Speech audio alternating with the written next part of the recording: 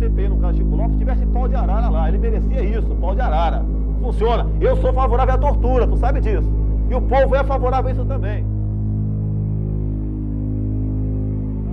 Infelizmente, um dia nós partimos para uma guerra civil aqui dentro. Né? E fazendo um trabalho que o regime militar não fez. Matando uns 30 mil. Começando com o FHC. Não deixar para fora, não. Matando. Se vai morrer alguns inocentes, tudo bem. Tudo quanto é guerra, morre inocente. Carlos Alberto Brilhante Ustra, o pavor de Dilma Rousseff. Como vota, deputado? Pelo Exército de Caxias, pelas nossas Forças Armadas, por um Brasil acima de tudo e por Deus acima de todos, o meu voto é sim.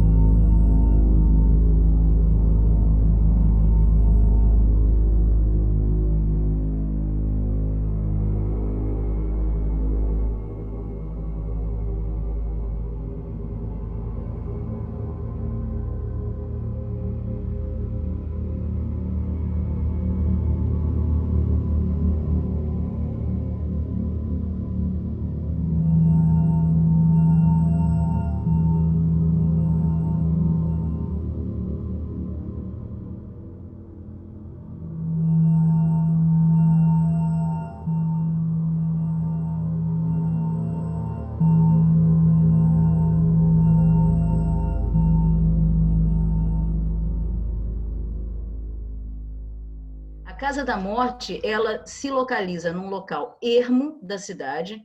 Hoje em dia existem casas ao redor, mas na época, estamos falando de 1971, inclusive quando eu nasci, era um local muito ermo. Havia uma casa aqui, uma casa ali, mas era mato. A única casa que tinha depois dela era a casa do proprietário Mário Loders.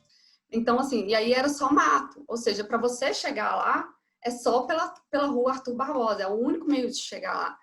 Então, significa que você tem uma casa que só tem essa única via de acesso e que está no topo. E que eles controlam muito bem quem está chegando e quem está saindo. Desde 64, quando teve o golpe militar, tinha as instituições no qual as pessoas eram presas, levadas presas, né? E esses lugares, no entanto, quando se levava um preso político, você tinha que fichar esse preso político. Então, quando você fichava, necessariamente o Estado estava responsável por esse preso político. Porque essas prisões, torturas e tal, isso acabava acontecendo dentro dos quartéis, né? E às vezes até algumas mortes aconteciam ali. E por ser um local, o quartel ser um local de maior circulação de pessoas e tal, essas informações, elas às vezes acabavam vazando também. Então, eles perceberam essa necessidade de ter um centro secreto para que ocorresse esse tipo de tortura. E a Casa da Morte, como a gente já está falando, era uma casa de assassinato. Presos políticos considerados importantes do Brasil inteiro iam para lá, eram torturados, tinham as suas informações capturadas, né? ou tentavam, alguns não entregavam, evidentemente, e depois disso executava aqueles presos políticos. Tivemos muitos centros de tortura pelo Brasil afora. A Casa da Morte foi um desses centros, porém com um detalhe específico. Foi um centro para desaparecer de vez com as pessoas, para torturar e matar. Agora, a Casa da Morte realmente foi construído para ser uma casa, para uma família habitar aquele lugar, né? Então, essa é a impressão que passa até hoje, de que é uma casa, né? Mas isso eu acho que é importante para refletir de como isso acoberta muito bem tudo que aconteceu ali, né? Funcionou muito bem antes e continua funcionando bem hoje, porque é só uma casa. Ah, um centro secreto? Imagina. Né? Não, mas era um centro secreto. A ditadura militar no Brasil, ela foi um regime que se instaurou de maneira ilegal, porque as forças políticas por trás daquele regime, principalmente o grande empresariado multinacional associado, ou a parte do empresariado brasileiro ligado ao capital externo, e as camadas médias conservadoras, elas não tinham penetração popular para chegar ao poder de maneira legítima. Então, elas tiveram que recorrer à força, derrubar um presidente legitimamente colocado no poder, o João Goulart. E se você derruba um regime pela força, porque você não tem popularidade suficiente, você também tem que manter o regime pela força. E quem, por excelência, tem o instrumento da força nas sociedades contemporâneas são as Forças Armadas. Só que conforme eles prendem todo mundo e aniquilam e, né, as lideranças, as instituições, você vai ter um certo relaxamento do regime. Então, por exemplo, em 66 já começa a ter algumas greves, 68 o movimento estudantil ressurge, isso em 68, e aí acaba que vem, ali no final de 68, o AI-5, né? Que é chamado de golpe dentro do golpe, enfim, é um momento de fechamento maior do regime. Então, a partir de 68, a partir do AI-5, de 69 até você começar o período de distensão, foi o período mais brutal da repressão. E a VPR, então, era comandada pelo Lamarck e pela Inês Etienne Romeu. Um dos motivos que ela foi massacrada. Ela era direção de uma organização importante da luta armada que tinha a pessoa que o exército mais odiava, que era o Carlos Lamarck, pelo roubo do caminhão com os fuzis. Ela foi pelo São Paulo, pelo Fleury, em maio de 1971. Ela ficou uma noite na mão do Fleury e viu que não ia aguentar. Para acessar as torturas, ela falou que ela tinha um encontro em Madureira, no Rio de Janeiro. Então, conforme ela foi para Madureira, ela, na verdade, ela estava blefando, né? Ela não tinha encontro nenhum, era realmente com o intuito de cessar as torturas. Ela se jogou na frente de um ônibus para tentar o suicídio. Foi levada para um hospital, ficou no hospital durante 3 ou 4 dias, e o médico responsável, inclusive, não queria que eles continuassem falando com ela, né, perguntando, e não liberou para que ela fosse levada embora, mas ainda assim ela foi trazida para Petrópolis, vendada, claro, não dava para saber para onde ela estava indo. Ela ficou presa de maio a julho, agosto, acho que foi até julho. E uma das torturas era ela ficar despida, completamente nua, deitada num concreto.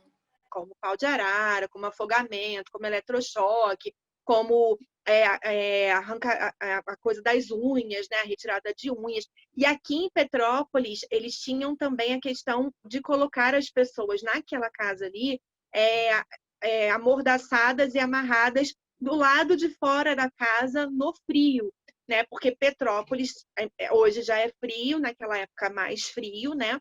Não tinha somente a questão de vamos torturar até que ele diga, depois isso. Não, era realmente uma política de sofrimento, uma questão. A gente sabe, aqui em Petrópolis a gente teve uma rua, né?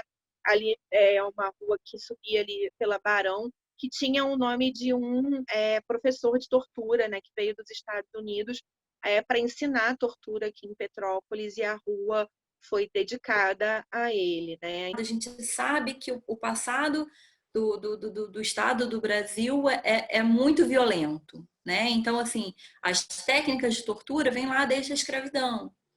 Só que, nesse momento da ditadura militar, tinha a questão científica da tortura. Então, o médico estava lá para aplicar o soro da verdade, né, que eles chamavam de soro da verdade, que deixava a pessoa grogue. O relato da Inês também é interessante também para pensar na perspectiva da mulher, né?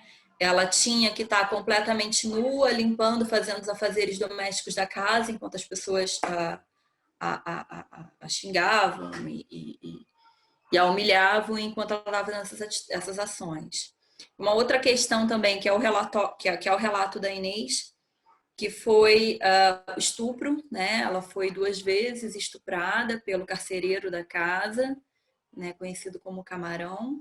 A única sobrevivente da casa, dentre a possibilidade aí de 20 ou 30 militantes que passaram, ela foi a única que sobreviveu.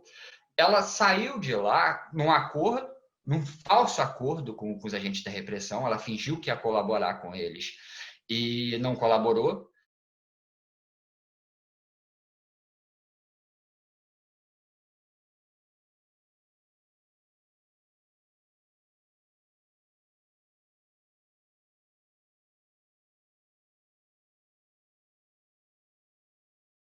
Nós fomos ao presídio de Bangu, onde a Inês estava cumprindo uma pena de 30 anos. Ela já estava 9 anos e pouquinho. E fizemos uma entrevista, o Pasquim foi super legal, deu 4 ou 5 páginas. Ela contou tudo que ela passou aqui, só que ela não disse que era em Petrópolis, ela já sabia. Senão ela teria morrido na cadeia. Ela disse que era região serrana e que ela tinha certeza porque ela ficou presa aqui de maio a agosto, nua, deitada no chão. Com isso, quando ela sai da casa, ela leva na sua memória informações fundamentais que ela conseguiu guardar. Ela guardou o número de telefone que um dos agentes soltou, ela ouviu falando, na conversa entre eles, ela ouviu. Ela ficou 9 anos e pouco com esse número na cabeça sem contar para ninguém. Ninguém. Quando chegou perto da anistia, ela chamou o jornalista Antônio Henrique Lago e pediu para o Lago arranjar um catálogo de Petrópolis de 71. A gente estava em 79. Aí ela deu um número para ele leu o catálogo número por número. O catálogo, na época, você tinha 2 tipos de catálogo, o residencial e o de assinantes. O de assinantes tinha um número, do lado esquerdo o dono da linha e do lado direito o endereço. Assim se chegou ao endereço onde estava a Casa da Morte.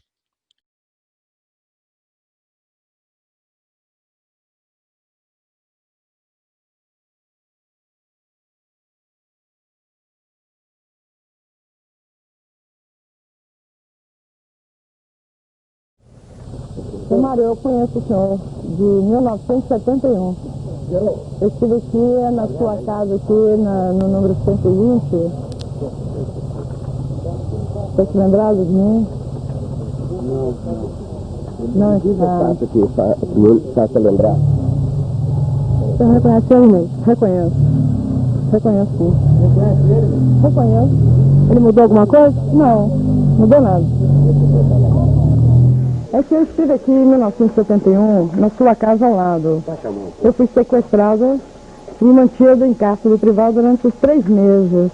E o senhor visitou a casa algumas vezes, falou comigo. Eu estava deitada, né? Talvez eu mudei um pouquinho. Lembrado do detalhe? Olha, eu não estou lembrado do seu rosto, não. Está lembrado de outras pessoas, né? Você estava muito deformado naquela época? Não. Como era o nome daquela moça que o senhor conheceu quando... Uma delas que o senhor conheceu naquela época? Olha, eu não aluguei a casa, não. Eu estendi para uma pessoa aqui que é um comandante Aires. Como é o nome do comandante? O comandante Aires da Mota. Há quantos anos isso? Ele me pediu a casa emprestada. Há 10 anos. Como ele tinha muita força política, eu tive que ceder. Quanto tempo esse comandante Aires da Mota, o senhor cedeu a ele essa casa? Por quanto tempo? Por quanto tempo? É 1 ano, 2 anos, eu não sei. Não me lembro, realmente não me lembro. Não, olha, eu não tenho a menor dúvida. Eu quero falar, né? Eu não tenho a menor dúvida que se trata do senhor Mário, que ia na casa visitar, conversar com os torturadores, mantinha relações cordiais, falou comigo algumas vezes, me deu chocolate uma vez, me ofereceu um pacotinho de chocolate, que ele me entregou em mãos. Eu não tenho a menor dúvida quanto a pessoa.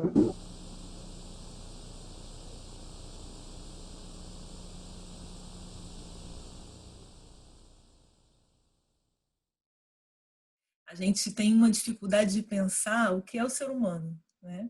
E aí a gente idealiza uma ideia de humanidade que é muito perfeita, né? A gente pensa assim, ser humano...